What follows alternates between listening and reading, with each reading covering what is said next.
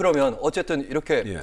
지상파 방송 그러니까 공영방송을 바라보는 관점들이 약간씩 다르단 말이죠. 민주당은 이제 지금의 KBS를 보면서 다르게 지금 판단하고 있는 것 같은데 정권의 입김에서 조금 더 자유로워지는 그러니까 공영방송의 독립성, 네, 중립성을 위해서 이 지배구조 어떻게 해야 되는지. 저도 이제 매뉴스 앵커란 걸 해봤습니다. 뉴스 앵커를 해보면 그 뉴스 아이템이 많이 올라오잖아요. 그러면 우리 모두는 권력에 대해서 늘 비판적인 시각을 가집니다. 언론이라면 그건 당연한 거예요. 그게 보수 매체든 진보 매체든 다 마찬가지입니다. 그런데 MBC의 경우에는 그렇지 않다 하는 의심을 살 만한 흔적이 너무 많이 보인단 말이에요. 근데 너무 친노죠. 그리고 반정부 그 세력들, 이 윤석열 정부에 반대하는 세력에 너무 가까운 거 아니냐, 너무 경도되어 있지 않느냐 이런 느낌을 주는 그런 뉴스 선정이 많았고 뉴스 밸류 가치를 쭉 판단을 할 때 그래서 오해를 살 수 있는 여지가 있었다는 거예요.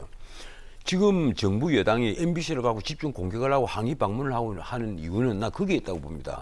저도 뭐 MBC 방송에 출연을 합니다만은 MBC도 나름대로 그 안에 얼마나 선량한 기자들이 많이 있습니까? 하지만 대통령이 뒤통수에 대고 슬리퍼를 신고 가서 과음을 지른 것 같은 행위는 도를 넘은 건 분명해요. 그리고 나는 그때 그 정반대 현상도 내가 비판을 했습니다. 예컨대 대통령 전용기에 어떻게 MBC 기자만 태우지를 않느냐. 이건 잘못된 거다. 그러니까 정 변호사님은 MBC 기자가 했다는 그 질문의 내용이 잘못됐다는 게 아니라 그 품격에 대한 문제. 그 얘기를 얘기하시는. 이거는 권력을 대놓고 완전히 멸시를 해버리는 행위잖아요.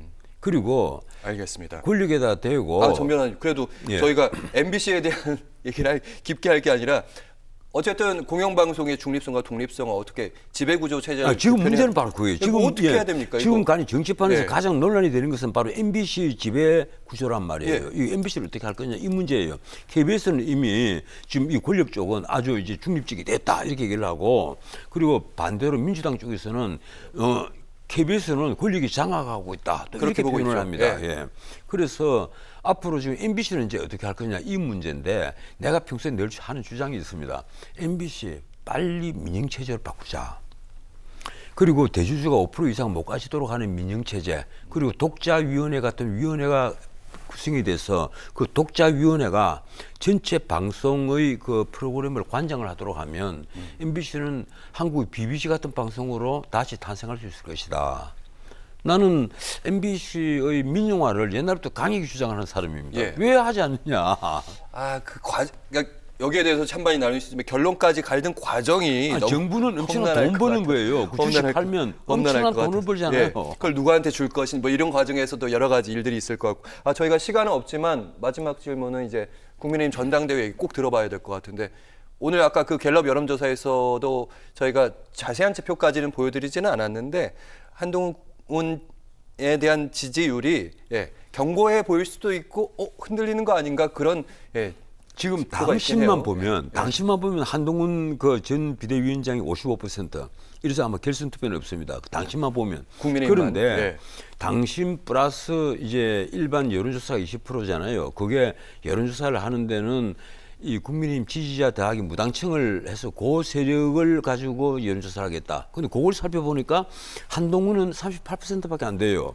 그리고 원희룡이 15%, 나경원이 15% 이렇단 말이에요. 맞습니다. 그래, 지금 말하면 나경원, 원희룡, 그다음에 윤상현 이 연합 세력을 하면 한동훈 세력과 비슷해요. 그래서 나는 이게 아마 국민적 관심을 끌고 컨벤션 효과를 극대화하려면 최종적인 승자는 누가 되든 간에 일단은 결선 투표를 가서 좀 더 그 국민적 관심을 불러일으킬 수 있으면 좋겠다. 솔직히 제 욕심인지는 모르겠는데 그렇게 해서 마지막 최종 승자는 엄청난 컨벤션 효과를 누릴 수가 있을 것이고 그럼으로써 윤 대통령의 지지도조차도 올라갈 수가 있다. 이 국민들이 보수를 보는 시각이 바뀔 수가 있다.